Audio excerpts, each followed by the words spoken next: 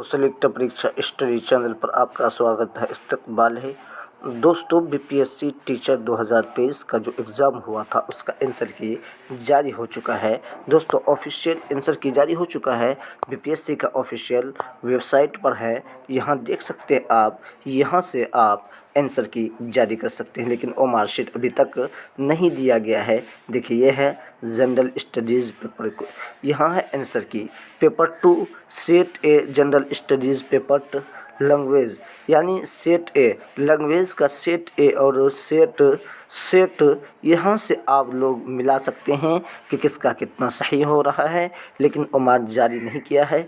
उम्मीद है कि बहुत जल्द ओमार भी जारी कर देगा। यहाँ पे देख सकते हैं, यहाँ पे आपका है जनरल स्टडीज़ सब्जेक्ट फॉर 9 से 12 क्लास, हिंदी इंग्लिश, हिंदी बंगाली उर्दू संस्कृत अरबी फ़ारसी इंग्लिश, ये सब का यहाँ पर आपको मिल जाएगा।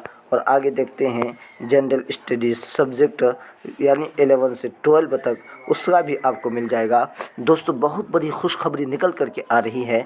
आप लोग जा कर के यहाँ से आंसर की डाउनलोड करके अपना मिलान कर सकते हैं कि किसका कितना सही हो चुका है दोस्तों। आपसे गुजारिश है कि अगर आप चैनल पर नए आए हैं तो चैनल को ज़रूर सब्सक्राइब कर दें, ताकि आपको महत्वपूर्ण टॉपिक पर वीडियो मिल सके।